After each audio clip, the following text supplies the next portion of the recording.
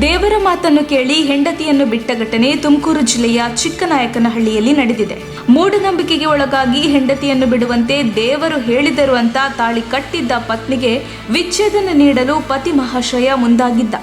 ಆದರೆ ಅದು ನ್ಯಾಯದ ಕಟಕಟಿಗೆ ಬಂದಾಗ ನಡೆದಿದ್ದೇ ಬೇರೆ. ತುಮಕೂರು ಜಿಲ್ಲೆಯ ಚಿಕ್ಕನಾಯಕನಹಳ್ಳಿ ನ್ಯಾಯಾಲಯದ ಮೆಟ್ಟಿಲೇರಿದ್ದ ಗಂಡ ಹೆಂಡತಿಯನ್ನ ವಿಚಾರಣೆ ಮಾಡಿದ ನ್ಯಾಯಾಧೀಶರು ಜೀವನ ಅಂದ್ರೆ ಏನು, ಅದರಲ್ಲೂ ಸತಿಪತಿ ಹೇಗಿರಬೇಕು ಎಂಬುದರ ಬಗ್ಗೆ ಸೂಕ್ಷ್ಮವಾಗಿ ತಿಳುವಳಿಕೆ ಹೇಳಿದ್ದಾರೆ.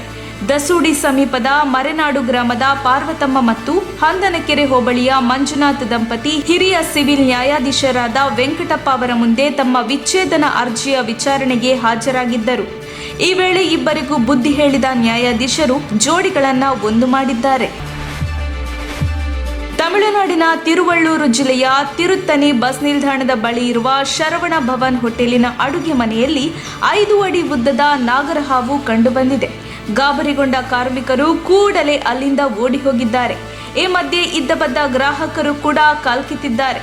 ಕೂಡಲೇ ಅಗ್ನಿಶಾಮಕ ದಳದ ಸಿಬ್ಬಂದಿಗೆ ಮಾಹಿತಿ ನೀಡಿದ್ದು, ದಳದ ಸಿಬ್ಬಂದಿ ಸ್ಥಳಕ್ಕಾಗಮಿಸಿ ಹಾವನ್ನು ಜಾಣ್ಮೆಯಿಂದ ಹಿಡಿದಿದ್ದಾರೆ. ಬುಸ್ಸುಗುಡುತ್ತಿದ್ದ ಹಾವನ್ನು ನಂತರ ಸಮೀಪದ ಅರಣ್ಯ ಪ್ರದೇಶಕ್ಕೆ ಕರೆದೊಯ್ದು ಬಿಟ್ಟಿದ್ದಾರೆ.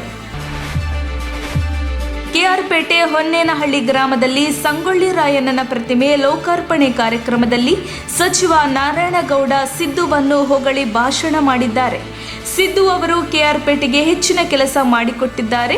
ನಾನು ಶಾಸಕನಾಗಿದ್ದಾಗ ತಾಲೂಕಿಗೆ 6 ಮೊರಾರ್ಜಿ ಶಾಲೆ ಕೊಟ್ಟರು, 40 ಕೋಟಿ ಅನುದಾನ ಕೊಟ್ಟರು, ಕಿತ್ತೂರು ರಾಣಿ ಚೆನ್ನಮ್ಮ ಶಾಲೆ ನೀಡಿದ್ರು. ಇಡೀ ರಾಜ್ಯದಲ್ಲಿ 2 ಕಡೆ ಮಾತ್ರ ಈ ಶಾಲೆ ಇರುವುದು, ಒಂದು ಕೆಆರ್ಪೇಟೆಯಲ್ಲಿದೆ. ಅವರ ಬಗ್ಗೆ ಗೌರವವಿದೆ. ಅವರು ದೇಶದ ಒಬ್ಬ ಗಣ್ಯ ವ್ಯಕ್ತಿ. ಟೀಕೆ ಟಿಪ್ಪಣಿ ಮಾಡಲ್ಲ. ನಾವಿರುವ ಪಕ್ಷದಲ್ಲಿ ಮತ ಕೇಳುವುದು ನಮ್ಮ ಧರ್ಮ, ಕೇಳುತ್ತೇವೆ ಎಂದರು.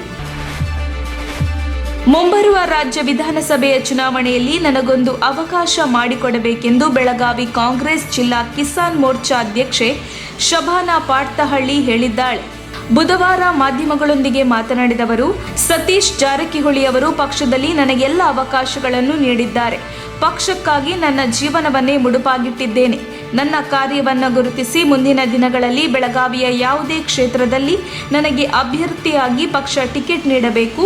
ನಾನು ಒಬ್ಬ ಮುಸ್ಲಿಂ ಮಹಿಳೆ ಇರುವುದರಿಂದ ಬೆಳಗಾವಿ ಉತ್ತರ ಅಥವಾ ದಕ್ಷಿಣ ಕ್ಷೇತ್ರ ಯಾವುದಾದರೂ ಒಂದು ಕ್ಷೇತ್ರಕ್ಕೆ ಟಿಕೆಟ್ ನೀಡಬೇಕೆಂದು ಮಾಧ್ಯಮದ ಮೂಲಕ ಪಕ್ಷದ ವರಿಷ್ಠರಿಗೆ ಮನವಿ ಮಾಡಿಕೊಂಡಿದ್ದಾರೆ.